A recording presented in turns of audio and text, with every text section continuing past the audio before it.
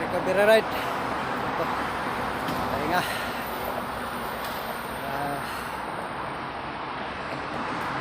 Lalim expressway. Anong kita. Ito lang ito. Nasa taas ako.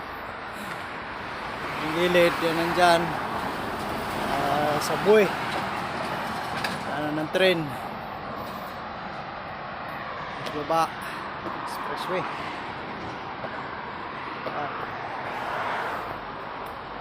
Expressway yan. Ito. Lemik. Sada. Tulay. Pababa. Naman. So, pababa. Ito lang ng ride. May nadaanan kasalubong kanina.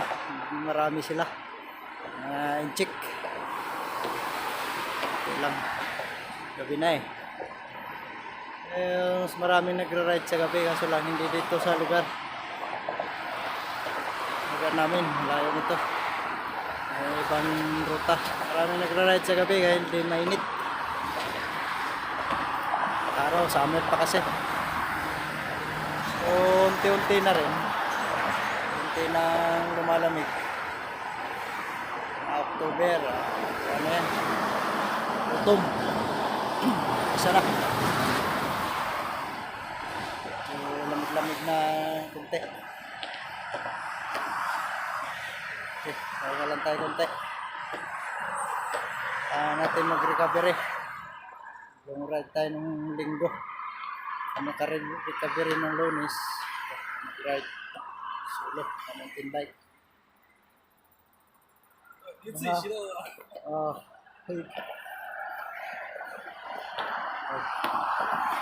Mountain bike exercise lang. Dito lang yan.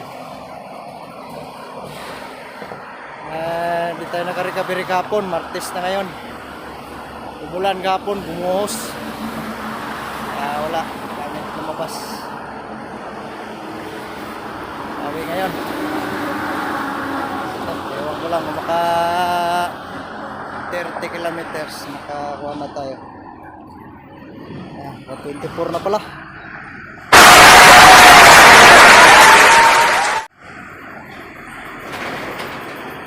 Kilometers. Pauwi. Sino tayo uwi? Kung abot ng mga 6, 30 pa rin tayo. Tama na yan. Easy ride lang. Okay. See you next video. Ride safe sa lahat. Shout out sa mga kapadyak kay Iko G. Shout out dyan. Ride safe lagi. Sino po ba yung nakakalimutan ko na? Mention na lang. Sunod natin. Shout out natin na yung lahat. At ngayon hindi kaya ng memorya. Baliw. Kakaedad na. Nakakalimutan sa sunod. Lalagay natin. Sino pa yung mga kapadyak natin. Sa mga sumusuporta sa atin. Maraming salamat sa inyo. Kita-kits sa sunod nating mga vlog natin.